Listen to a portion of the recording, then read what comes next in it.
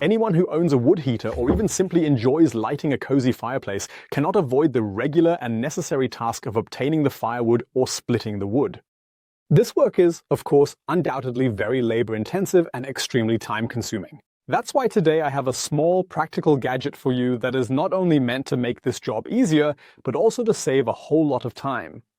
We're talking about this compact cone splitter for the cordless drill. Sounds promising, but what can we really expect from this little device? And how does it perform in the test? And whether it's worth the investment, or if you'd be better off sticking with the traditional wood splitting method. That's what we'll take a detailed look at in today's video. I hope you're as excited as I am. I'd say let's get started right after the intro. But if you haven't already, make sure to subscribe to this channel now and activate the bell so you don't miss any future videos. You'll find the current prices of the devices used down in the video description. Thank you for your support. Let's get started after the intro.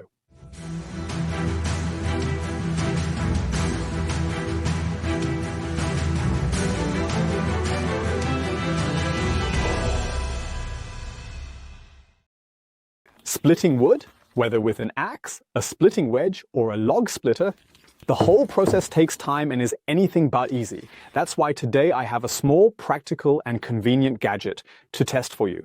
It's a cone splitter for a cordless drill. It's supposed to make splitting wood not only easier, but also incredibly and significantly faster and more efficiently. Whether this thing really delivers on its promises and how it performs in the test, that's what we'll take a detailed look at in today's video. The basic principle of this compact cone splitter is based on the much larger version that has been successfully used for quite some time and is surely familiar to some of you, if not already in use by yourself. Specifically, the cone or screw splitter at the rear of a tractor's power takeoff shaft. In practice, this makes it easy to split large tree trunks in no time at all, making it possible to produce firewood quickly. So why shouldn't the same concept work on a much smaller scale? In this case, for example, with a cone splitter for a cordless drill.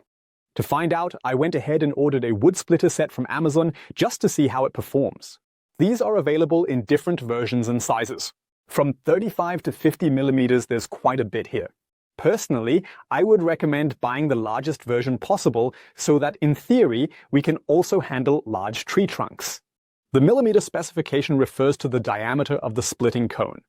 In my case, it is the 42 millimeter version. In practice, this should allow for quite a bit to be done.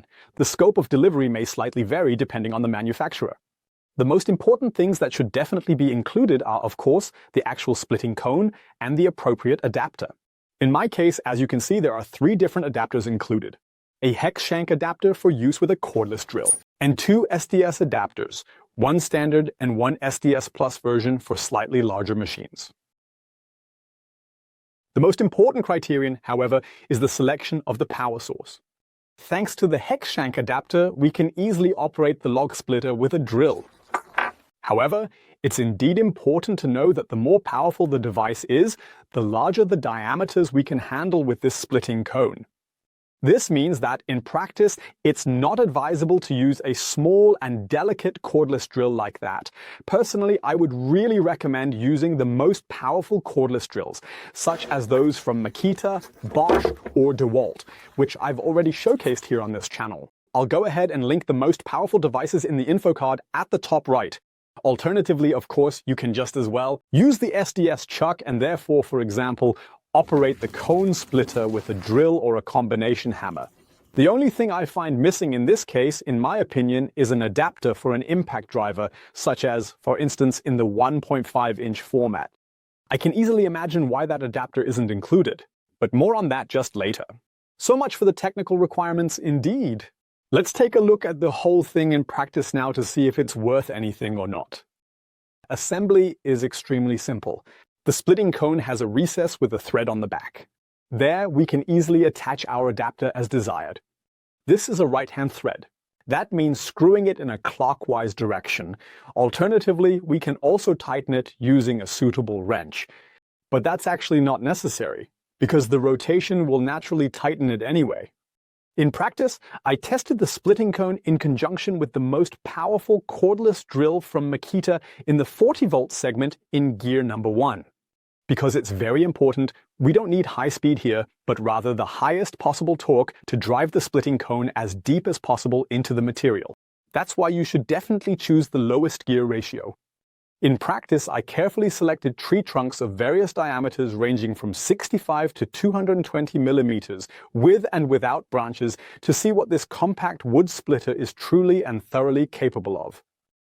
I started with the smallest tree trunk you could actually say, with a branch with a diameter of 65 millimeters, to first get a feel for the device, or rather, to see how it performs in practice. Due to the rotation of the tool, it's very important that we properly secure the workpiece. For example, by standing on it with our body weight, that's sufficient completely.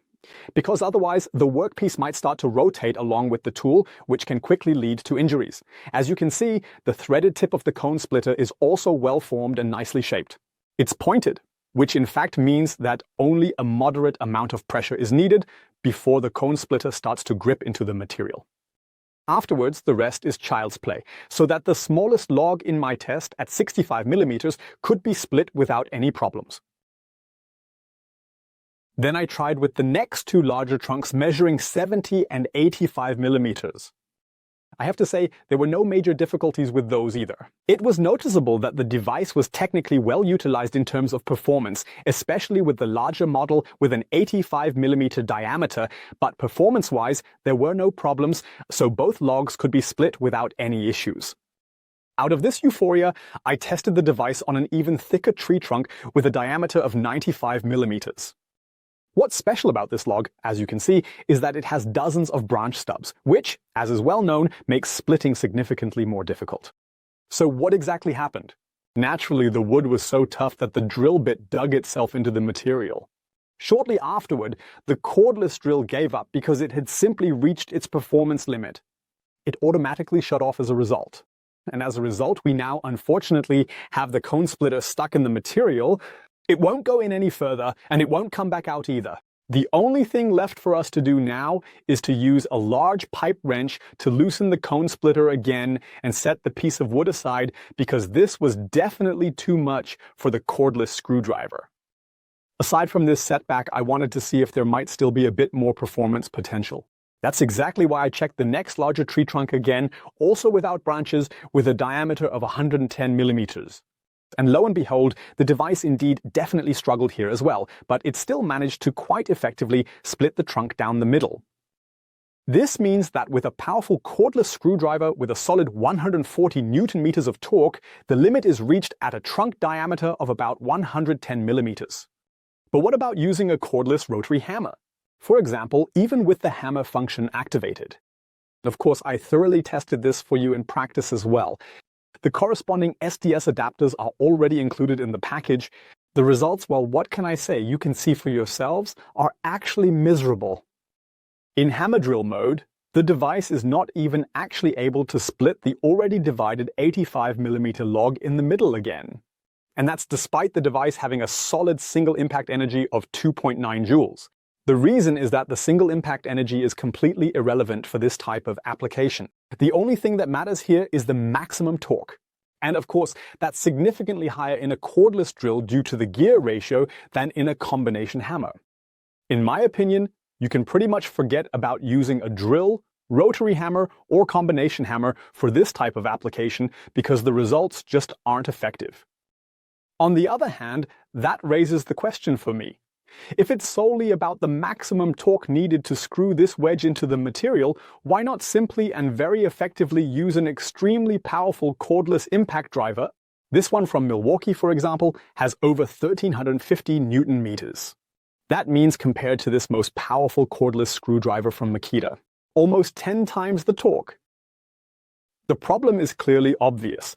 Most manufacturers on Amazon and similar platforms don't even offer a square drive adapter for a cordless impact driver. And if a square drive adapter is typically included, it's designed for ratchet wrenches. I'm sure this cordless impact driver could effortlessly manage to split even this thick log here with ease, without any difficulty using the cone splitter. The problem is the torque is so high that this becomes the weak point. That means after the first use, the drive would almost certainly likely break, and that would render the entire cone splitter useless. Unless we find a cone splitter where the square drive for an impact driver is built directly into it so that we can mount the cone splitter directly onto the tool, we'll have no choice but to limit ourselves to the maximum performance capabilities of such a device. And with that, we come to the final conclusion. Is a cone splitter for a cordless drill worth it or not? I have to admit, indeed, I'm a bit torn when it comes to this decision. On the one hand, the cone splitter is of course extremely practical and energy-saving if I want to split small logs all day, rather than swinging this heavy splitting maul every time. On the other hand, it is extremely annoying when every fifth log cannot be split and I have to take out the very large pipe wrench every time to really get this cone splitter out of the wood again. Quite frustrating. Now that I know what is technically possible with such a device, I can naturally and effectively limit the work accordingly so that it no longer happens that the wedge somehow gets jammed here. Still, for anyone who wants to split logs that are a bit thicker than this one, they definitely won't be happy with this tool. That's all from my side for now. If this device had a direct mounting system for an impact wrench, or perhaps a slightly lower winch pitch, then potentially the results might look completely different, but of course, that's just speculation. At this point, I'm just really curious. What's your opinion on this compact cone splitter? Have you already had some experience with this tool? Feel free to write it in the comments below. I'm looking forward to your feedback and suggestions. And with that, we've reached the end of this video. If you enjoyed it, feel free to show your support with a big thumbs up and share it with your friends. If you haven't already, make sure to subscribe to this channel and activate the bell so you won't miss any future videos. The current prices are listed in the description. Thank you so much for your support. And with that, take care. See you next time. Bye.